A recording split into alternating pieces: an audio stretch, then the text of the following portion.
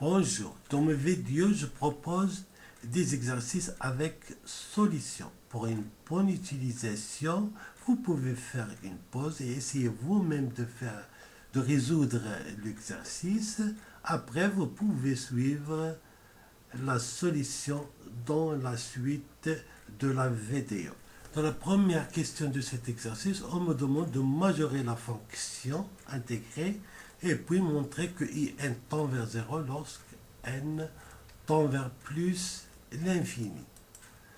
On intègre dans l'intervalle 0 à 1, donc x appartenant à l'intervalle 0 et 1. X plus 1, il est supérieur ou est égal à 1 parce que x il est positif. Si j'inverse, ça me donne que 1 sur x plus 1 est inférieur ou égal à 1. Et bien sûr, c'est un nombre qui est positif.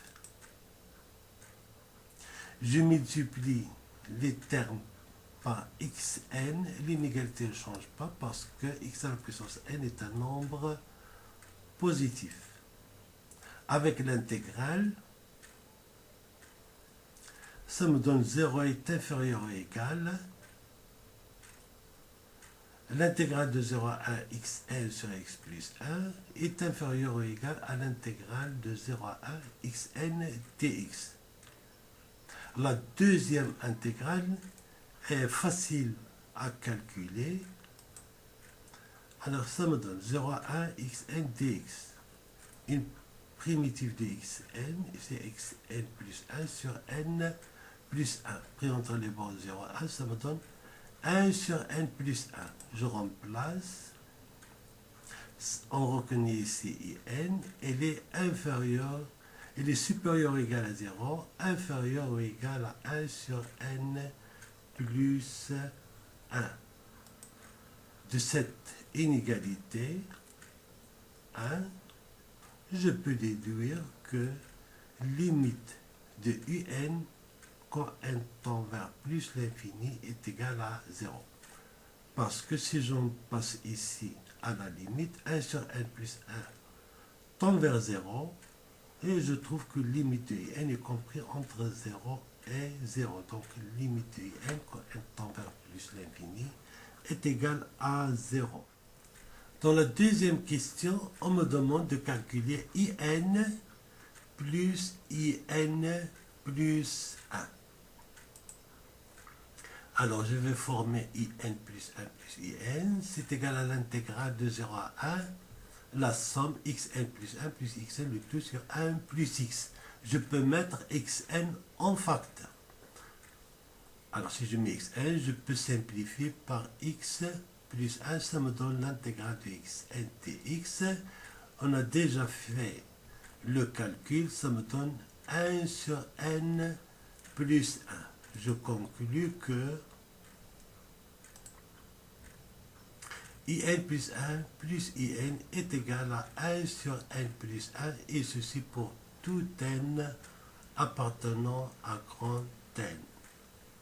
Dans la troisième question, on me demande de calculer cette limite. Alors on a in plus 1 plus in est égal à 1 sur n plus 1. Je vais utiliser un télescopage. Un télescopage sera intéressant s'il me permet de simplifier. Donc je vais écrire la première égalité lorsque n est égal à 0. Ça me donne I1 plus I0 est égal à 1. Cette égalité, on va l'appeler l'égalité 1. L'égalité 2. Dans l'égalité 2, j'ai remplacé n par 1, mais je multiplie tous les termes par un moins. Ça me donne moins I2, moins I1 est égal à moins 1,5.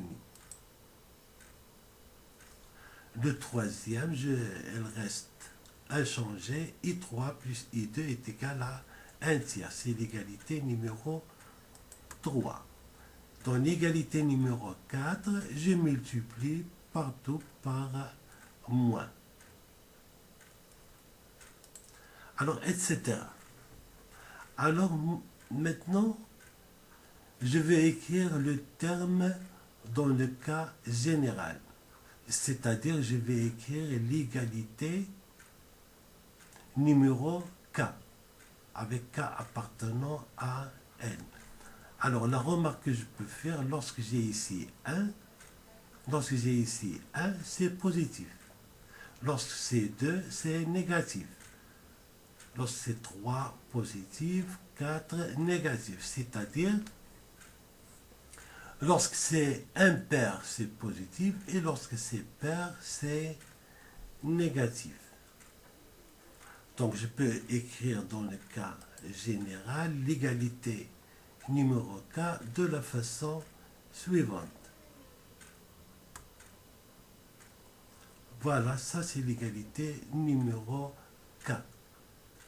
Alors ici, lorsque j'ai K ici, si K il est impair, ça me donne un nombre ici positif. Si K il est pair, donc c'est un nombre qui est négatif.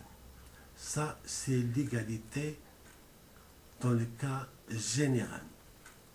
Je vais écrire la dernière égalité avec K égale à N. J'applique la formule, ça me donne. Voilà.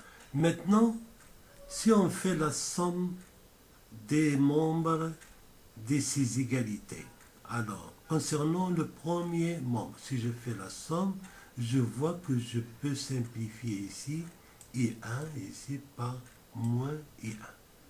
La même chose, I2 ici, moins I2 ici, plus I2. C'est pour cette raison qu'on a fait un tel télescopage. C'est pour pouvoir simplifier.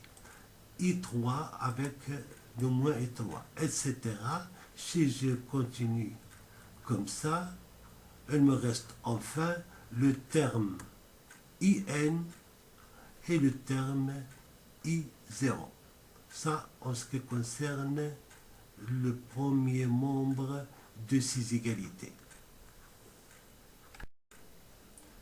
Et si je fais la somme du deuxième membre de ces égalités, alors le terme général, il est de la forme moins 1 à la puissance K plus 1 sur K. Et je fais la somme K allant de 1 jusqu'à N. Et je retrouve la formule qui est donnée dans la troisième question.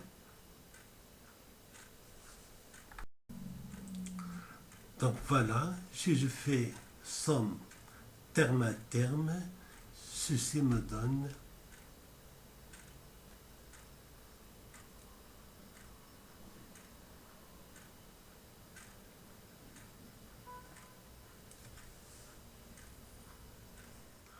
voilà, je reprends la moins 1 à la puissance n plus 1 in plus i0 est égal à la somme demandée dans la troisième question. Et n'oubliez pas qu'on a limité in quand n tend vers plus l'infini est égal à 0. Alors, si limite